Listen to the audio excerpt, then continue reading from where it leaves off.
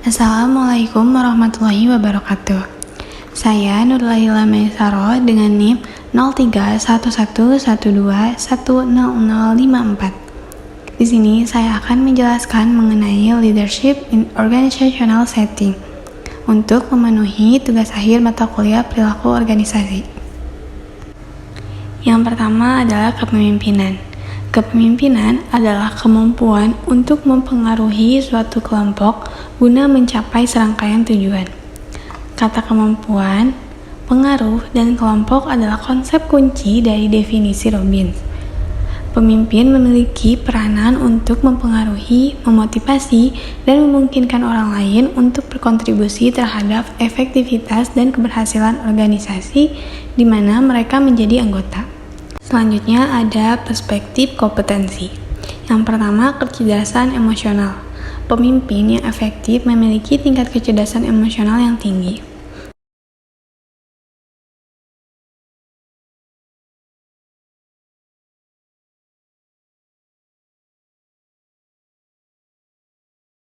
Yang kedua, yaitu integritas.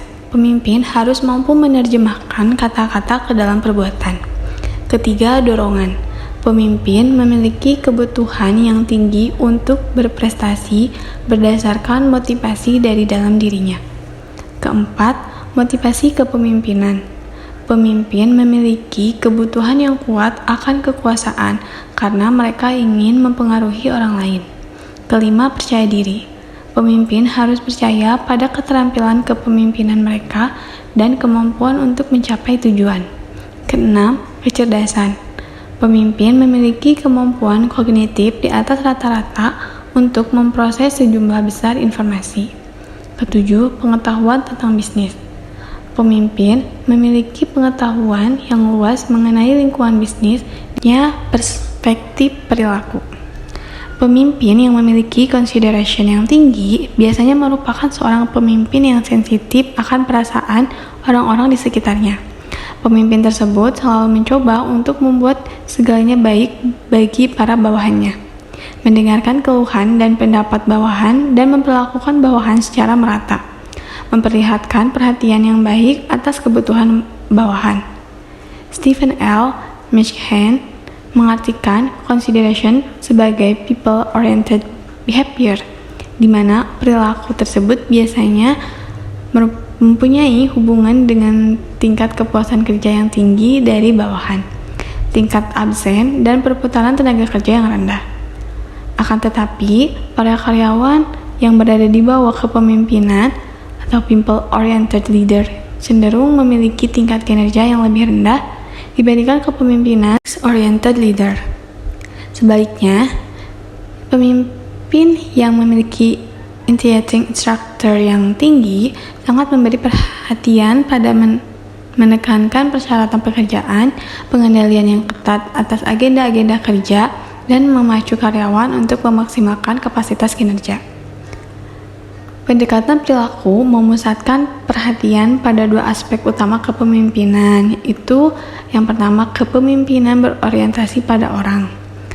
Pemimpin yang mampu mendengarkan saran karyawan, melakukan kebaikan pribadi bagi karyawan, mendukung kepentingan mereka ketika diperlukan, dan memperlakukan karyawan secara merata. Kedua, kepemimpinan berorientasi pada tugas. Pemimpin yang menetapkan karyawan untuk tugas-tugas tertentu, memperjelas tugas pekerjaan mereka dan prosedur, memastikan bahwa mereka mengikuti aturan perusahaan, dan mendorong mereka untuk mencapai kapasitas kinerja mereka. Selanjutnya ada perspektif kontingensi. Kontingensi ini menjelaskan bahwa pemimpin akan berhasil menjalankan kepemimpinannya apabila menerapkan gaya kepemimpinan yang berbeda dalam menghadapi situasi yang berbeda. Tidak ada pemimpin yang berhasil dengan hanya menerapkan satu macam gaya untuk segala situasi. Yang pertama ada teori jalur tujuan kepemimpinan. Sebuah teori kontingensi kepemimpinan yang berdasarkan teori harapan dan motivasi yang menghubungkan beberapa gaya kepemimpinan kepada karyawan tertentu dan situasi yang kontingen. Kedua, kepemimpinan melayani. keyakinan bahwa para pemimpin melayani pengikutnya dengan memahami kebutuhan mereka dan memfasilitasi kinerja mereka. Selanjutnya ada gaya atau perilaku kepemimpinan. Menjelaskan perilaku yang memberikan struktur psikologis bagi bawahan. Pimpinan menjelaskan tujuan kinerja, cara, dan alat untuk mencapai tujuan tersebut, serta standar kinerja untuk penilaiannya. Yang pertama, pendukung. Perilaku ini memberikan dukungan psikologis bagi bawahan. Kedua, partisipasi. Perilaku ini mendorong dan memfasilitasi keterlibatan bawahan dalam pengambilan keputusan di luar aktivitas kerja normal mereka. Ketiga, berorientasi prestasi. Perilaku ini mendorong karyawan untuk mencapai kinerja puncak mereka. Ada kontingensi teori jalur tujuan, keterampilan dan pengalaman. Kombinasi gaya kepemimpinan direktif dan pendukung adalah yang terbaik bagi karyawan yang menganggap diri mereka tidak berpengalaman dan tidak terampil.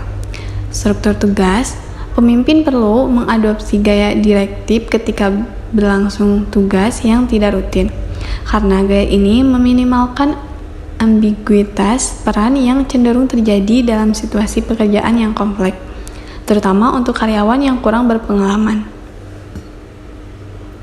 Selanjutnya, dinamika tim. Tim yang kohesif dengan norma-norma yang berorientasi kinerja dapat mengganti fungsi intervensi pimpinan. Selanjutnya ada perspektif transformasional dari kepemimpinan. Yang pertama, kepemimpinan transaksional.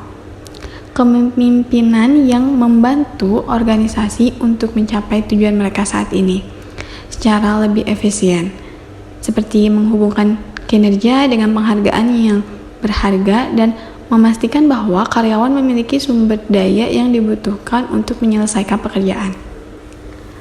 Kepemimpinan transformasional adalah sebuah perspektif kepemimpinan yang menjelaskan bagaimana pimpinan mengubah tim atau organisasi dengan menciptakan, mengkomunikasikan, dan membuat model sebuah visi untuk organisasi atau unit kerja, dan dengan memberikan inspirasi kepada karyawan untuk berjuang mewujudkan visi perusahaan.